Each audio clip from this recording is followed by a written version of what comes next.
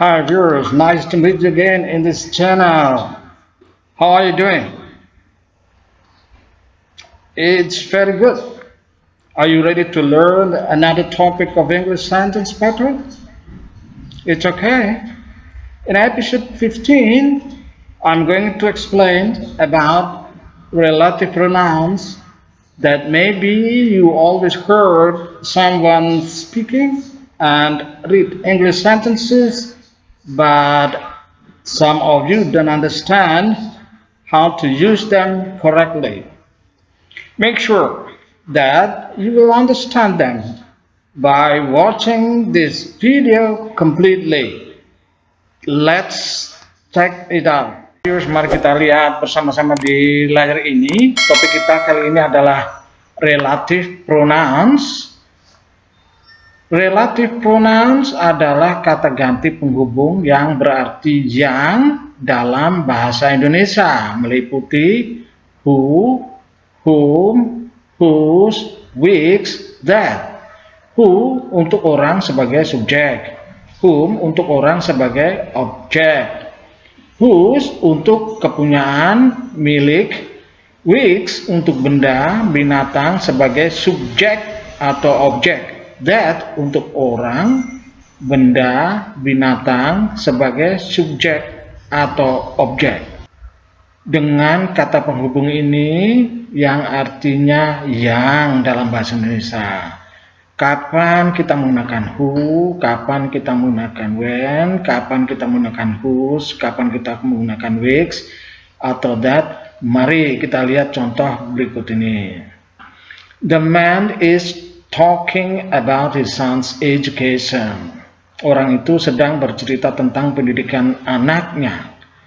He is my neighbor. The man dan he ini menyatakan orang yang sama. Maka jika kita gabungkan menjadi satu kalimat, maka menjadi seperti demikian. The man who is talking about his son's education is my neighbor. Orang yang bercerita tentang pendidikan anaknya atau anak laki-lakinya adalah tetanggaku. Who di sini merupakan kata penghubung yang berarti yang. Lalu apa kaitan dengan penjelasan di atas sebagai subjek? Karena yang diyangkan itu adalah orang sebagai subjek dalam kalimat ini. Maka kita harus menggunakan who. Tidak boleh pakai whom, apalagi whose. Lalu bagaimana dengan that? That bisa digunakan untuk menggantikan who, whom, which. Jadi paling aman kita menggunakan that. Tetapi apakah kita hanya tahu itu saja? Tentu kita harus tahu semuanya. Oke, lanjut. Nomor 2. They saw an old man in front of the school. Mereka melihat seorang laki-laki tua di depan sekolah. He is our English teacher. Dia adalah guru bahasa Inggris kami. Nah, yang sama old man dengan he pada klausa kedua. Apabila kita gabungkan menjadi satu, maka menjadi an old man whom they saw in front of the school is our English teacher. Seorang laki-laki tua yang mereka lihat di depan sekolah itu adalah guru bahasa Inggris kami. Maka kita menggunakan whom karena objek. Yang diyangkan itu adalah objek orang, maka kita menggunakan whom. Nomor 3. One of my friends is very clever at English. Salah satu temanku sangat pandai bahasa Inggris. His name is Umar, namanya Umar. Yang sama adalah one of my friends. Jadi salah satu temanku, di sini ada his yang menyatakan milik, namanya nya ini berarti milik, maka nanti kita menggunakan whose untuk menggabungkan dua klausa tersebut, maka menjadi one of my friends whose name Umar is very clever at English. Salah satu temanku yang bernama Umar sangat pandai bahasa Inggris. Yang bernama, yang mempunyai nama, berarti ini menyatakan milik, maka kita menggunakan whose sebagai kata penghubungnya. Nomor 4, I bought a new English book. Saya membeli sebuah buku bahasa Inggris baru. It is very expensive. Buku itu sangat mahal. Yang sama adalah a new English book, buku bahasa Inggris baru, dan it yang menyatakan benda tunggal. Yang diyangkan apa? Benda kan? Tadi sudah ada perjanjian, sudah ada penjelasan di depan bahwa apabila yang diyangkan itu adalah benda, binatang, maka kita menggunakan which atau that. Nomor 5, someone asked me if I knew the nearest hotel here. Seseorang bertanya, apakah saya tahu hotel terdekat di sini? He is an Australian. Yang sama adalah someone, seseorang, dan he di sini yang menyatakan dia laki-laki. Dia adalah orang Australia. Jika kita gabung, nanti kita lihat yang mana yang diyangkan. Someone who asked me if I know the nearest hotel here is an Australian. Seseorang yang bertanya apakah saya tahu hotel terdekat di sini adalah orang Australia. Yang diyangkan adalah seseorang sebagai subjek, maka kita harus menggunakan who. Okay. Nomor 6, I know the man. His car is new. Saya kenal orang itu, mobilnya baru. Yang ada kaitannya adalah orang itu dan mobilnya, nya merujuk pada orang itu. Karena ini menyatakan milik, tentu kita menggunakan whose. Maka kita lihat penggabungannya. I know the man whose car is new. Saya kenal orang yang mobilnya baru itu. Menggunakan whose karena mobilnya, nya menyatakan kepunyaan. Nomor 7, Mr. Abdullah has a painting. Tuan Abdullah memiliki sebuah lukisan. Its price is inestimable. Harganya tak dapat ditaksir. Terlalu mahal begitu maksudnya. Yang sama adalah, yang ada kaitannya adalah lukisan itu, sebuah lukisan dan harganya. Ketika kita gabung, Mr. Abdullah has a painting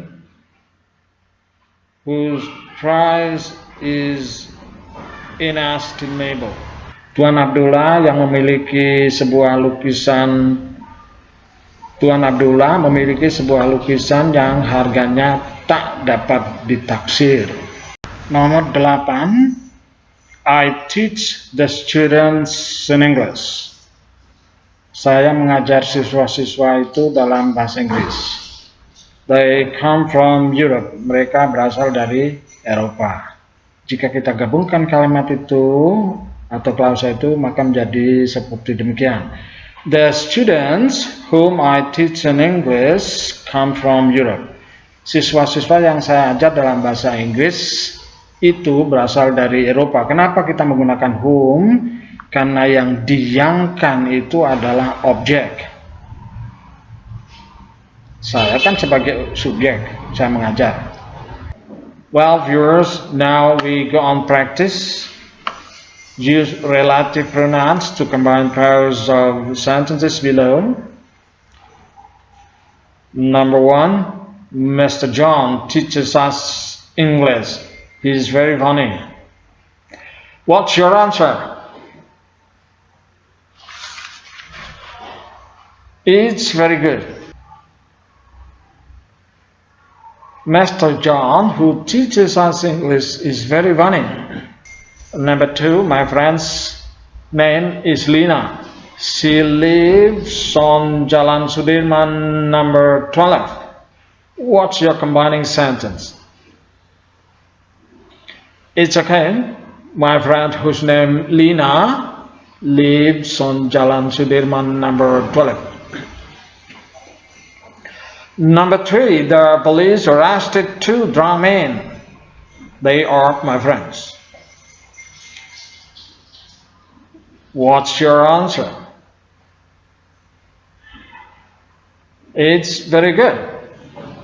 2 drunk men whom the police arrested are my friends.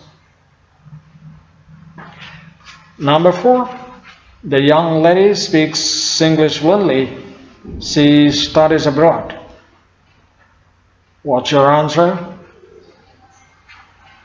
It's very good. The young man who speaks English fluently studies abroad. Number 5, the students study English very hard. They can speak English very well. So what's your sentence? It's a very good answer. The students who study English very hard can speak English very well. Number 6, Indonesian tourists must be able to speak English. They will visit America. What is your answer? It's very good. Indonesian tourists who will visit America must be able to speak English. Number 7, a man should work to make money. He is responsible for his family. What's your answer? It's okay. A man who is responsible for his family should work to make money. Number 8, the students participated TOEFL test of English as a foreign language. They are doctor candidates. What's your answer? It's very good. The students who participated TOEFL test are doctor candidates. Number 9, a lot of visitors visit Indonesia recently. They come from Japan. What's your answer? It's very good. A lot of visitors who visit Indonesia recently come from Japan. The last one, 10. Some students did not pass examination. Their scores were less than passing grade. What's your answer? It's okay. This is also a good answer. Some students whose scores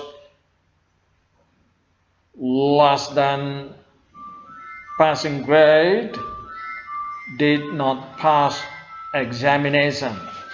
Well, viewers, I think that is all for the explanation of relative pronouns, and I know that you can answer all the exercise, so I conclude that you understand well about this. I hope you can apply for your English speaking and writing next time.